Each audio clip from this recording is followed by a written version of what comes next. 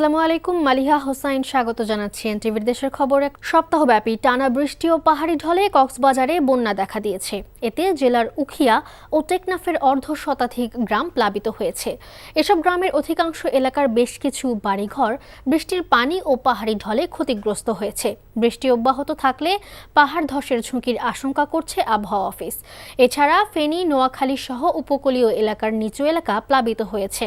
সব সমুদ্র বন্দরসমূহকে ৩ নম্বর স্থানীয় সতর্ক সংকেত দেখিয়ে যেতে বলেছে আবহাওয়া অফিস। ওয়ালিউল্লাহ অলির ডেস্ক রিপোর্ট। অব্যাহত বর্ষণে কক্সবাজার হোটেল মোটেল জোনের কলাতলী প্রধান সড়কে জলাবদ্ধতা সৃষ্টি হয়েছে। উখিয়া ও টেকনাফ উপজেলার অন্তত ৫০টি গ্রাম প্লাবিত হয়েছে। এতে জেলার প্রায় লক্ষাধিক মানুষ পানিবন্দী হয়ে পড়েছে। বঙ্গোপসাগরে সৃষ্ট লঘুচাপের কারণে সাগর উত্তাল রয়েছে। কক্সবাজার সমুদ্র সৈকতে আসা পর্যটকদের সতর্ক করছে লাইফগার্ড কর্মীরা। বিরূপ আবহাওয়ার কারণে টেকনাফের সাথে সেন্ট মার্টিনস দ্বীপের নৌ যোগাযোগ বন্ধ রয়েছে। আমাদের অনেক কষ্ট করে পরীক্ষা দিতে যেতে হবে। আর আমাদের এই যে একটা কারাসানা নদী, ওইটা যদি একটু খনন করা হতো তাহলে আমরা একটু সুবিধা পেতাম। 2-3 দিন বৃষ্টিপাতের পর থেকে আমরা পাহাড় ধসের আশঙ্কার কথা এবং সেখান থেকে পরিবারদেরকে নিরাপদে সরিয়ে আনার জন্য আমরা নানা ধরনের উদ্যোগ গ্রহণ করেছি। ফেনীতে 233 মিলিমিটার বৃষ্টিপাত রেকর্ড করেছে আবহাওয়া অফিস, যা চলতি বছরে একদিনে সর্বোচ্চ। এতে শহরের সদর হাসপাতাল road, academy road, Rampur, Shahin academy এলাকা, পাঠানবাড়ি এলাকা সহ বিভিন্ন এলাকায় জলাবদ্ধতা তৈরি হয়েছে। দুর্ভোগে পড়েছেন মানুষ।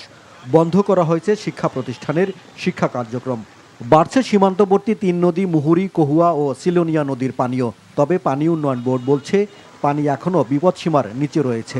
স্কুলে গেছিলাম, কারণ স্কুলে মনে করছিলাম আজকে পরীক্ষা আছে, তবে পানির কারণে আজকে পরীক্ষা বাতিল করে দিয়েছে। এ পর্যায়ে ঘর থেকে কেউ বাড়াতে থাকছে না, আমরা সবাই বিপদ ঢুকিয়ে আছি। টোটাল শহরের জন্য একটি ড্রেনেজ প্ল্যান আমরা তৈরি করছি। এটির আওতায় আমরা বড় বড় ড্রেন তৈরি করব এবং ড্রেনের মধ্যে আন্তঃসংযোগ আমরা করে দেব। নোয়াখালীতেও 126 মিলিমিটার বৃষ্টিপাত রেকর্ড করা হয়েছে। বৃষ্টিতে নিচু এলাকা তলিয়ে গেছে, ভোগান্তিতে পড়েছে মানুষ। সব দিকে পানি, আমরা এখন নিরুপায়, আমরা মানবতার জীবন কাটাচ্ছি। দুদিন থেকে আমাদের ঘরে পানি উঠে গেছে, আমরা রান্নাবাড়ি করতে পারি না। আবহাওয়া অফিস বলছে লঘুচাপের প্রভাবে দেশের উপকূলীয় এলাকা ও সমুদ্র বন্দরসমূহের উপর দিয়ে দমকা কিংবা ঝোড়ো হাওয়া বয়ে যেতে পারে।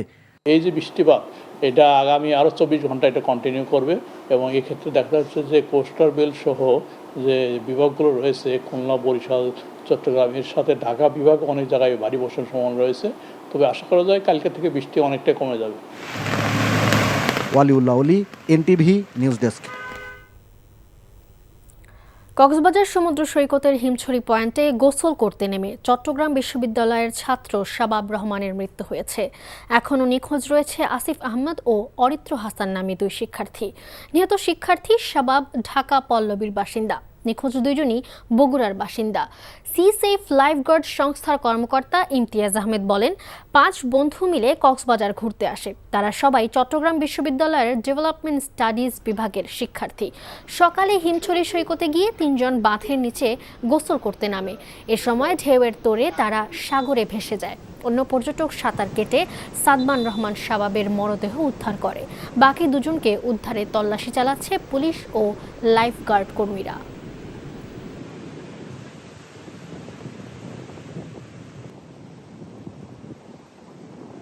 ওরা যখন এদিকে ঘুরছে, ওই শাবাব আর আসিফ হচ্ছে হাত ধরে ছিল, আর অরিত্র ওদের থেকে একটু সামনে ছিল।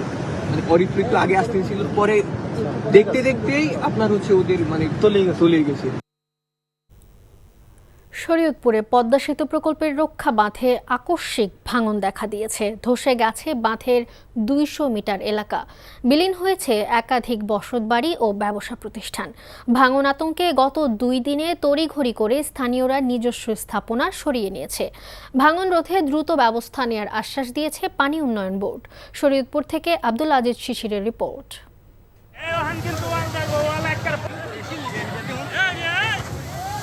চোখের পলকে বিলীন হচ্ছে বসতভিটা। শরীয়তপুরের জাজিরার মাঝিরঘাট এলাকার পদ্মা সেতু কনস্ট্রাকশন ইয়ার্ড রক্ষা বাঁধে 200 মিটার এলাকা নদীতে ধসে গেছে।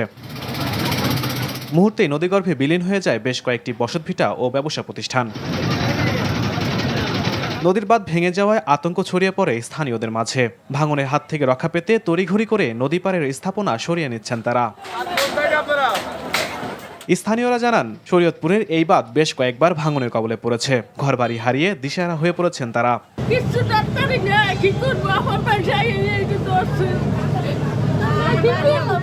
আমরা এক ভাঙ্গা দিয়ে আসছি, আবার বাড়ি করছি, আবার ভাঙ্গা দিছি। নদীতে ভাঙ্গা হালাইছে এটি সব ভাই গদবার কিছু সরাই হাততালি নেই এরকম ভাঙ্গা ভাঙছে। কর্তৃপক্ষের দৃষ্টি আকর্ষণ করছি যে অনতি বিলম্বে পদ্মা নদীর পারে স্থায়ী বাঁধ যদি হয় তাহলে হয়তোবা আমাদের একটু মাথা গোঁজার ঠাঁই হতে পারে। তীররক্ষা বাঁধের ভাঙন ঠেকাতে জিও ব্যাগ ফেলে দায় সারছে শরীয়তপুর পানি উন্নয়ন বোর্ড। আমরা এটা ভাঙনটা প্রতিরোধ করার জন্য যেন আর একটু না ভাঙে, এর জন্য আমরা প্রয়োজনীয় পদক্ষেপ হিসাবে আমরা বালুভর্তি জিও ব্যাগ ফেলব। এটা প্রকল্প করার জন্য যেই ব্যবস্থা নেওয়া, সার্ভে, ডিজাইন, এগুলো আমাদের প্যারালালি হচ্ছে। প্রকল্পটা যদি আগামী বর্ষা মৌসুমের আগে প্রকল্পটা পাস হয়ে যায়, যেন আমরা এই সমস্যাটা আগামী বর্ষা মৌসুমে আমরা ফেস না করি। শুধু আশ্বাস নয়, দ্রুত নদীর তীররক্ষা বাঁধ সংস্কার করার দাবি স্থানীয়দের। NTV news desk. Abrar Fahad থেকে আবু সাইদ মুগ্ধরা যে বাংলাদেশ দেখতে চেয়েছিল, সেই বাংলাদেশ গড়তে দেশবাসীকে আহ্বান জানিয়েছেন জাতীয় নাগরিক পার্টির আহ্বায়ক নাহিদ ইসলাম। এ সময় ভারতের বিরুদ্ধে কথা বলায় বুয়েট শিক্ষার্থী শহীদ আবরার ফাহাদকে হত্যা করা হয়েছে বলে জানান তিনি। দুপুরে কুষ্টিয়ার কুমারখালী উপজেলার রায়ডাঙ্গা গ্রামে বুয়েট শিক্ষার্থী শহীদ আবরার ফাহাদের কবর জিয়ারত শেষে তিনি একথা বলেন। এরপর কুমারখালীর আলাউদ্দিন মোড়ে পথসভা করে কুষ্টিয়া শহরে পদযাত্রা শুরু হয়। 5 রাস্তার মোড়ে মূল পথসভা শেষে পদযাত্রা মেহেরপুরের উদ্দেশ্যে যাত্রা করে। এর আগে শহরের দিশা টাওয়ারে জুলাই বিপ্লবে নিহত ও আহত পরিবারের সাথে কথা বলেন এনসিপির কেন্দ্রীয় নেতৃবৃন্দ। আবরার ফাহাদের মৃত্যু এবং এই মৃত্যুর প্রতিবাদে যে আন্দোলন, সেই আন্দোলন কিন্তু বাংলাদেশের রাজনীতির মোড় ঘুরিয়ে দিয়েছিল। সেই শহীদরা যেই স্বপ্নের বাংলাদেশ দেখেছিল, যে স্বাধীন সার্বভৌম মর্যাদার বাংলাদেশ স্বপ্ন দেখেছিল, যে বাংলাদেশপন্থী রাজনীতির উত্থান তারা করতে চেয়েছিল, আমরা সেই রাজনীতি করতে চাই। সেই আহ্বান আমরা পুরো দেশবাসীকে জানাচ্ছি। গ্রাম বাংলার ঐতিহ্যবাহী আসবাব, দড়ির খাট, খাটলা, মাইচা নতুন করে জায়গা করে নিচ্ছে নগর জীবনে। কয়েকজন তরুণ উদ্যোক্তার সম্মিলিত উদ্যোগে চাঁপাইনবাবগঞ্জ অঞ্চলের জনপ্রিয় এই আসবাব এখন নতুন সংস্করণে এবং আধুনিক রূপে বাজারজাত হচ্ছে। ইতোমধ্যে বাণিজ্যিকভাবে সাফল্যও পেয়েছেন উদ্যোক্তারা। চাঁপাইনবাবগঞ্জ থেকে শহীদুল হুদা অলোকের পাঠানো রিপোর্ট। সাধারণত একটি কাঠের ফ্রেমে দড়ি বা সুতার সুনিপুণ বুননে যে আসবাবপত্র তৈরি হয়, চাঁপাইনবাবগঞ্জ অঞ্চলে আকার ভেদে তার নাম খাট, খাটলা, মাইচা। এসব আসবাব চাঁপাইনবাবগঞ্জ সদর উপজেলার রামচন্দ্রপুর হাট, বহরম এলাকায় তৈরি হয়ে বিক্রি হতো জেলার বিভিন্ন প্রান্তে। সেগুলোয় দড়ির বুননে নৈপুণ্য থাকলেও কাঠের কাজ থাকতো সাধারণ। এখন নতুন সংস্করণে আধুনিক রূপ দিয়ে তৈরি করা হচ্ছে শহরের ভোকেশনাল স্কুল অ্যান্ড কলেজ সংলগ্ন একটি কারখানায়। অন্যান্য ডিস্ট্রিক্টের লোক খুব কম চিনে।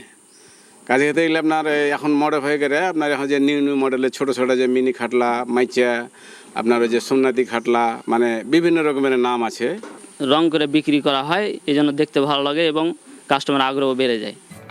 প্রধানত বাবলা গাছের কাঠ দিয়ে গুণগত মান বজায় রেখে তৈরি এই আসবাব চাঁপাইনবাবগঞ্জের গণ্ডি পেরিয়ে জায়গা করে নিয়েছে রাজধানীর অভিজাত এলাকার ড্রয়িং রুমে। খাটলার কিন্তু আগে আমরা দেখতাম যে কালার করা থাকতো না, রঙের যে ব্যাপারটা সেটা থাকতো না, একদম র কাঠটাকে নিয়ে খাটলা তৈরি করতো। কিন্তু এটা আমরা নতুনভাবে সংস্কার করলাম। সেক্ষেত্রে বিভিন্ন ধরনের দড়ি, বিভিন্ন ধরনের কাঠ, কোন কাঠটা ভালো যায়। চাঁপাইনবাবগঞ্জে যে ট্রেডিশনাল খাটলাগুলো থাকে ওগুলো একটা আমার বাসায় নিয়ে গেছি। তো ওই জিনিসটাতে আমরা বসি, শুই, আমরা খাই, একসাথে টিভি দেখি। তো ওই জায়গা থেকে আমার বউয়ের মাথায় আসলে যে আচ্ছা ঠিক আছে, আমরা এগুলো সেল করি না কেন, এগুলো তো আমরা নতুন করে বানায় নতুনভাবে সেল করতে পারি। তো ওই জায়গা থেকে মেনলি আমাদের আইডিয়া শুরুটা। এই আসবাবের চাহিদা দিন দিন বাড়তে থাকায় নতুন সম্ভাবনার স্বপ্ন দেখছেন এখানকার উদ্যোক্তারা। NTV news desk.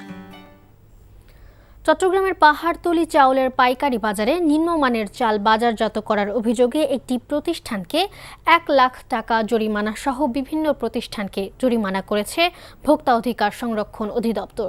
দুপুরে চট্টগ্রামের পাইকারি বাজার পাহাড়তলীতে এই অভিযান চালান ভোক্তা অধিকার সংরক্ষণ অধিদপ্তর।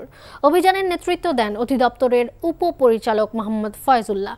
অভিযানের সময় দেখা যায় দেশের নামি দামি ব্র্যান্ডের নামে চাল বাজারজাত করে ক্রেতাদের সাথে প্রতারণা করছে এক শ্রেণীর চাল ব্যবসায়ী।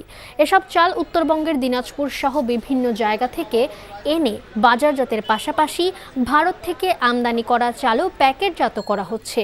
এ সময় মেসার্স চৌধুরী এন্টারপ্রাইজকে 1 লাখ টাকা জরিমানা করা হয়। এছাড়া বেশ কয়েকটি প্রতিষ্ঠানকেও জরিমানা করা হয়।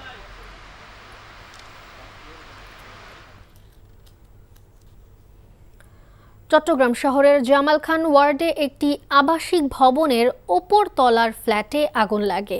প্রত্যক্ষদর্শীরা জানান দুপুরে উরেখা নামের 9তলা ভবনের ওপর তলার একটি ফ্ল্যাট থেকে ধোঁয়া দেখে বাসিন্দারা দ্রুত নিচে নেমে আসে। খবর পেয়ে ফায়ার সার্ভিসের 4টি ইউনিট গিয়ে প্রায় 1 ঘন্টার চেষ্টায় আগুন নিয়ন্ত্রণে আনতে সক্ষম হন। বৈদ্যুতিক শর্ট সার্কিট থেকে আগুনের সূত্রপাত বলে ধারণা ফায়ার সার্ভিসের।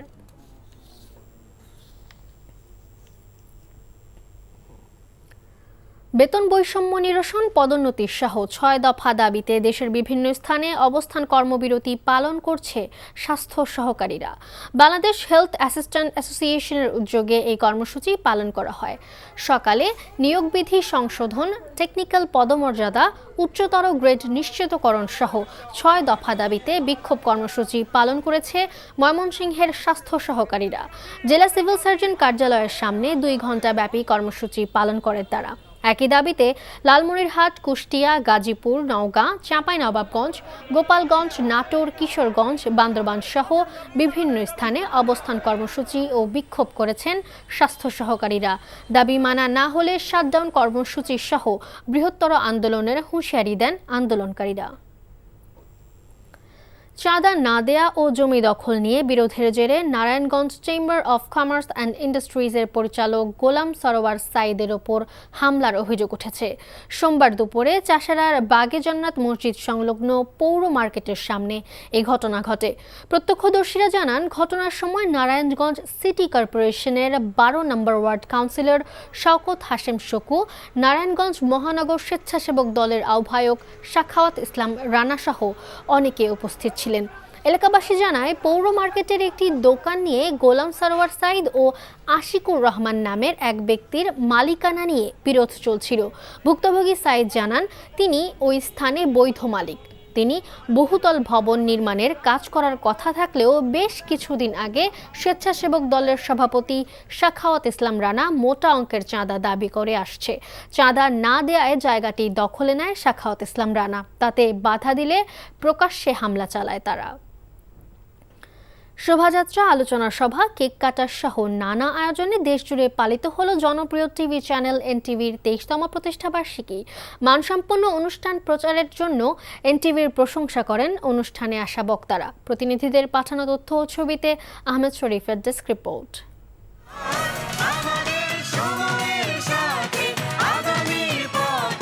নানা কর্মসূচিতে ঢাকার ধামরাইয়ে পালিত হয়েছে জনপ্রিয় বেসরকারি টেলিভিশন চ্যানেল এনটিভির প্রতিষ্ঠাবার্ষিকী।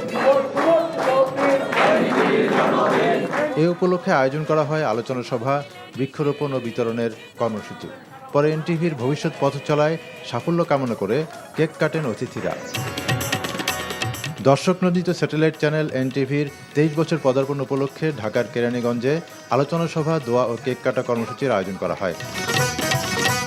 রাজশাহীতে বৃক্ষরোপণ কর্মসূচির মাধ্যমে জনপ্রিয় স্যাটেলাইট চ্যানেল এনটিভির 22তম প্রতিষ্ঠাবার্ষিকী উদযাপিত হয়েছে। রাজশাহী মেট্রোপলিটন পুলিশের সদর দপ্তর এবং হাজী মোহাম্মদ মহসিন উচ্চ বিদ্যালয়ে বিভিন্ন প্রজাতির গাছের চারা রোপণ করা হয়।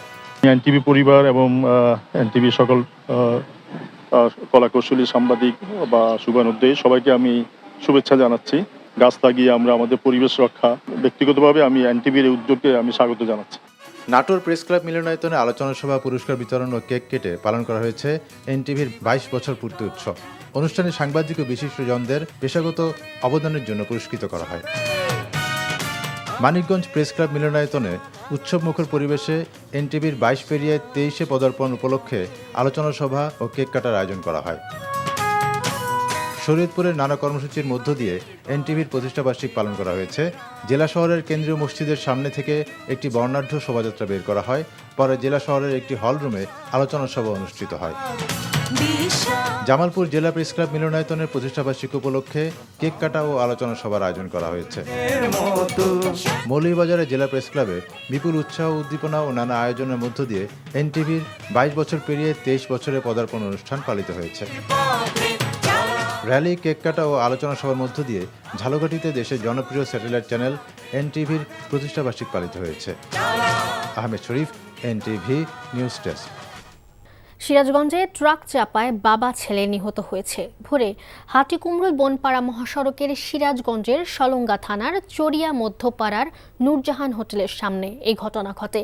পুলিশ ও স্থানীয়রা জানায়, আব্দুল মান্নান তার 2 ছেলেকে নিয়ে নিজস্ব অটোরিকশা যোগে চিকিৎসার জন্য হাসপাতালে যাচ্ছিলেন। নূরজাহান হোটেলের সামনে খানাখন্দ থাকায় অটোরিকশাটি মহাসড়কের মাঝামাঝি দিয়ে যাচ্ছিল। এ সময় দ্রুত গতির একটি ট্রাক অটোরিকশাটিকে চাপা দিয়ে চলে যায়। ঘটনাস্থলেই আব্দুল মান্নান খন্দকার ও তার ছেলে জুয়েল খন্দকার নিহত হন ও বড় ছেলে রাসেল আহত হয়।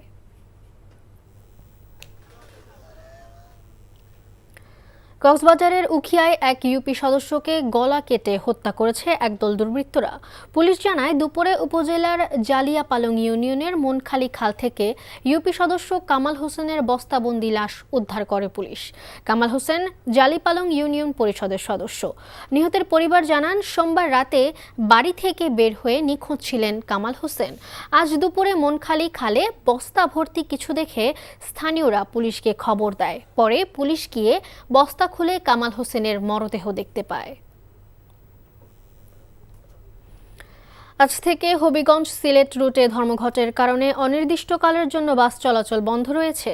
রোড ট্রান্সপোর্ট অ্যাক্ট 2018 এর কিছু ধারা বাতিল, পাথরকুয়ারি খুলে দেয়া, সিলেটের ডিসির প্রত্যাহার সহ মোট 6 দফা দাবিতে সিলেট জেলা পরিবহন মালিক ও শ্রমিক ঐক্য পরিষদ সোমবার রাতে সিলেট নগরীর দক্ষিণ সুরমা ট্রাক টার্মিনালের এক সংবাদ সম্মেলনে এই ধর্মঘটের ঘোষণা দেয়। তবে হবিগঞ্জ, মৌলভীবাজার সহ জেলার অভ্যন্তরীণ সব রুটে বাস চলাচল স্বাভাবিক রয়েছে।